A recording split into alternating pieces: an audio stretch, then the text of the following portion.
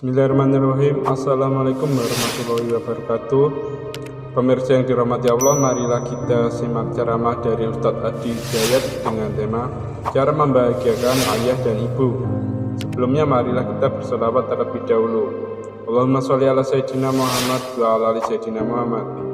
Selamat menyaksikan.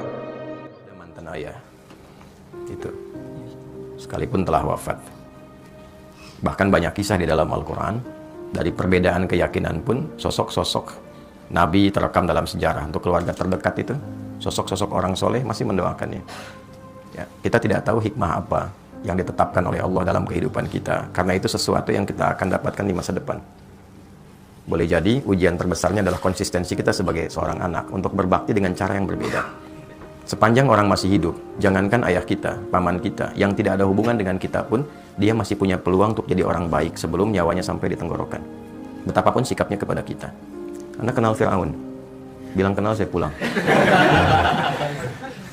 Fir'aun itu, se-Fir'aun-Fir'aunnya, catat kalimat ini. Fir'aun itu, se-Fir'aun-Fir'aunnya, tetap diberikan haknya oleh Allah sebelum nyawanya sampai di kerongkongan untuk mendapatkan hidayah berubah jadi orang baik. Cuma Fir'aunnya saja yang enggan. Fir'aun itu hobi bunuh orang. Yudzabbihuna abna'akum. Dan caranya mengeksekusinya dari bayi itu sudah dibawa oleh algojonya, dibanting, digorok berkali-kali sampai wafat di depan ibu yang baru melahirkannya. Memperbudak mengaku Tuhan, ana rabbukumul a'la. Dengan semua perbuatan itu, ia tetap mendapatkan haknya supaya mendapatkan cahaya hidayah hingga nyawanya sampai di kerongkongan. Ada doa yang disampaikan Nabi Musa untuk menghadap kepadanya, dikirimkan Harun untuk menemaninya, diberikan tanda-tanda kebaikan sampai ke ujungnya. Saya tanya, apakah ayah pernah bersikap seperti Firaun? Mengaku Tuhan? Tidak. Pernah bunuh orang? Ya, ayah Anda tidak mengerjakan apa yang Firaun lakukan. Maka sepanjang ia tetap sebagai ayah Anda, minimal kita doakan. Itu hal terbaik yang mungkin, itulah yang bisa memberikan pengabulan doa. Dan jalan keluar dari apa yang kita rasakan selama ini. Untuk berdamai dengan nafsu kita, setidaknya melatih dengan doa terhadap hal-hal, sosok-sosok yang mungkin selama ini tidak ideal bagi kita. Dan itulah kehebatan dari Islam. Ketika mampu mengolah nafsu, untuk bahkan mendoakan kepada orang yang menyakiti kita. Hadisnya jelas.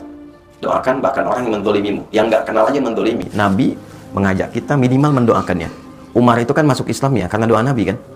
Umar itu kerasnya luar biasa. Dan cita-cita terbesarnya saat itu sebelum masuk Islam membunuh Nabi. Tangannya sudah terhunus pedang, mencari Nabi. Tapi dengan doa Nabi lembut hatinya. Dan ternyata masuk Islam dan pembela luar biasa. Sepanjang Anda masih hidup, ayah Anda hidup ataupun telah wafat, ya masih punya kita satu kewajiban minimal dengan doa. Kalau Anda bisa menaklukkan keadaan diri kita itu, nanti penaklukan terhadap nafsu yang paling tinggi itu akan berpengaruh kepada nafsu yang lainnya. Untuk bisa mengendalikan hal terakhir yang mungkin tadi Anda katakan. Itu satu terkait dengan ayah. Yang kedua terkait dengan ibu. Kemuliaannya bahkan 3 kali disebutkan dalam hadis. Menjadi pembuka dalam ayat yang ibu disebutkan, ayah tadi disebutkan. Wassaynal insana biwalidayhi hamalathu ummuh. Abunya nggak disebutkan. Aku wasiatkan pada anak untuk meningkatkan baktimu kepada ibumu, kepada kedua orang tuamu, khususnya ibu yang telah mengandungmu, telah menyapihmu, memberikan ASI sampai menyapih merawatmu. Maksud saya apa? Kecintaan Anda kepada ibu untuk berangkat bekerja, jangan menghilangkan niat baktimu kepada ibundamu. Paham ya maksudnya? Oke. Kalau paham maksudnya begini, berangkat itu bukan sekedar cari uang untuk ibu. Karena hakikatnya orang tua itu tidak bahagia dengan pemberian uang. Mereka nggak menuntut pemberian uang. Kalau Anda sudah menikah ataupun berjalan sekarang ini, demi Allah saya katakan, ibu itu, ayah itu pada fitrah tertingginya, bahagianya itu ketika melihat kita senang. Bukan melihat banyak uang. Dengar aja kamu sehat, telepon. Sehat mah, senang, itu bahagia dan luar biasa. Gitu. Dan tidak menuntut balas untuk diberikan imbalan dunia. Dan lebih berbahagia ketika engkau mampu mengatakan kalimat yang baik, berbakti yang baik, mengenal engkau jadi orang baik, membawa nilai-nilai kebaikan. Maksudnya apa? Ketika berangkat ke sini Anda lakukan karena ibu, bukan hanya mencari uang materi yang Anda bisa lihat dengan kebahagiaan materi, tapi jaga amanat-amanat ibu yang baik di situ. Jadi anak yang baik, jaga amanatnya, jaga perilakunya, dan niatkan kepada Allah untuk membahagiakan ibu. Itulah yang saya lakukan sejak saya belajar. Mencari cahaya untuk kesendirian ayah di alam kuburnya, mencari kebaikan yang bisa membahagiakan ibu selama hidupnya, dan itu yang diberikan oleh Allah pada kami saat ini. Jadi kalau Anda lihat saya seperti sekarang, itu karena cinta saya kepada ibu, sayang saya kepada ayah. Saya bisa menghafal Quran itu, memegang mushaf yang ditinggalkan ayah, menghadap ke kiblat dan berdoa. Ya Allah, saya nggak bisa berbuat baik dalam kehidupan ayah yang hadir di samping saya. Karena dia telah tiada. Berikan saya kesempatan menerangi cahaya di alam kubur dari setiap huruf Al-Quran yang saya bacakan ini. Sampai sekarang saya jaga. Ya Allah, mohon berikan kesempatan membahagiakan ibu Dari niat saya belajar yang menghasilkan sesuatu untuk menggembirakan ibunda saya. Jadi saya belajar itu karena ibu, karena ayah. Tapi cara kita belajar karena ibu, maka kita menjaga sikap. Maka ketika lahir dorongan untuk hasrat yang tidak bagus itu klaster ketiga, maka coba gambarkan, kalau ibu saya tahu saya begini, kira-kira saya nyaman atau tidak? Ibu senang atau tidak? Maka berdamailah dengan klaster pertama. Itu akan membantu Anda untuk mengendalikan pada masalah yang ketiga. Bawalah amanat ibu pada bagian kedua, maka itu menjaga Anda cara bekerja dengan cara yang baik dan bisa mengondisikan hasrat Anda dengan cara yang baik. Dan yang ketiga, sebelum sampai kepada bab nikah, sebetulnya ada bab siam, ada bab puasa.